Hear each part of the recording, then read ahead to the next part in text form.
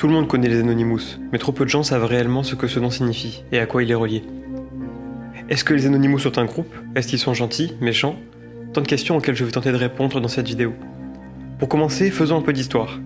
C'est en 2003 sur 4chan que tout commence. À cette époque, Internet était encore assez balbutiement, même si déjà présent depuis de nombreuses années. Mais déjà à ce moment, un maître mot régnait sur celui-ci, l'anonymat. Et vous l'aurez compris, c'est de ce mot que l'on tire le nom Anonymous. À cette époque sur 4chan, le terme Anonymous était attribué aux commentaires postés sans identification. En 2006, l'idée qu'Anonymous soit un collectif d'individus non nommés se faisait de plus en plus présente. Ainsi, le 25 novembre de cette même année, plusieurs mentions du groupe Anonymous sont faites dans le manifeste Rule of the Internet. Ce manifeste fait état d'une liste de protocoles et de conventions écrites à l'origine pour servir de guide à ceux qui s'identifiaient au groupe Anonymous. Mais c'est en 2008 que les choses s'accélèrent pour les Anonymous, avec le projet Chanology. C'est à cette époque que le mot activisme trouve son équivalent pour le web, le hacktivisme. Le projet Chanology consiste en une série d'attaques contre l'église de Scientologie. La Scientologie est un ensemble de croyances pseudo-scientifiques dans lesquelles les humains sont considérés comme des êtres immortels qui ont oublié leur véritable nature.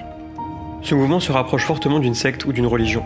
Début 2008, les internautes de 4chan, agacés par certaines actions de l'église de Scientologie, organisèrent des attaques groupées, canulars téléphoniques sur la hotline de l'église, envoi de fax frauduleux entièrement noirs destinés à user les cartouches d'encre, et enfin des attaques DDoS contre leur site web.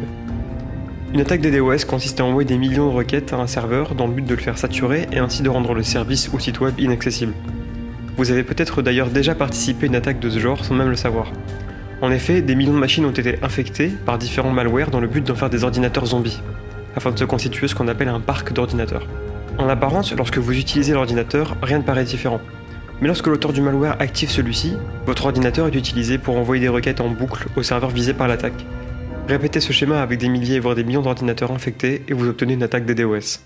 Durant ces attaques, un groupe d'utilisateurs a mis en ligne une vidéo sur YouTube avec une voix robotique parlant au nom des Anonymous. Celle-ci attaquant et menaçant l'église de la Scientologie. Cette vidéo fera des centaines de milliers de vues en une dizaine de jours, ce qui pour l'époque était énorme. Le 10 février, des centaines de personnes se revendiquant Anonymous ont protesté partout dans le monde, devant des installations de l'église de Scientologie. Parmi eux, beaucoup portaient le célèbre masque de V pour Vendetta, aujourd'hui symbole très connu des Anonymous. Depuis ce jour, les attaques au nom des Anonymous se sont multipliées, pour d'innombrables causes différentes.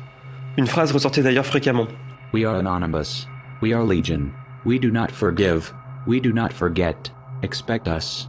Ce qui donne en français, nous sommes Anonymous, nous sommes légion. Nous ne pardonnons pas, nous n'oublions pas. Redoutez-nous. Les membres d'Anonymous ne font pas partie d'un groupe précis. N'importe qui peut se réclamer de leur mouvement. Les actions des individus qui revendiquent une appartenance à Anonymous sont donc parfois confondues avec celles des pirates mal intentionnés surnommés Black Hat, qui sont l'inverse des White Hat, des hackers bien intentionnés. Pour avoir un autre cas intéressant, intéressons-nous au cas de Amanda Todd.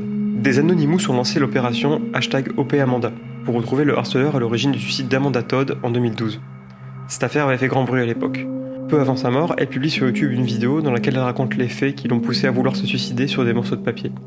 Âgée de 12 ans, elle fait alors la connaissance sur internet d'un homme qui lui demande de montrer sa poitrine, webcam allumée. L'homme prend la scène en photo et diffuse les images sur une page Facebook qu'il met à disposition des connaissances de la jeune fille.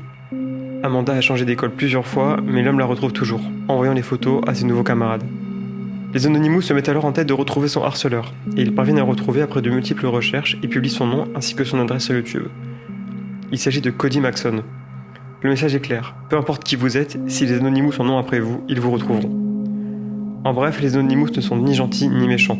Il ne s'agit pas d'un groupe d'individus organisés, ni d'individus isolés. Ils s'agissent selon leurs principes et continueront de le faire quoi qu'il arrive, car en réalité, il y aura toujours de nouvelles personnes pour faire vivre ce groupe. Et voilà, j'espère que vous avez aimé la vidéo. Si c'est le cas, n'hésitez pas à vous abonner et lâcher un pouce bleu, ça fait toujours plaisir. Salut.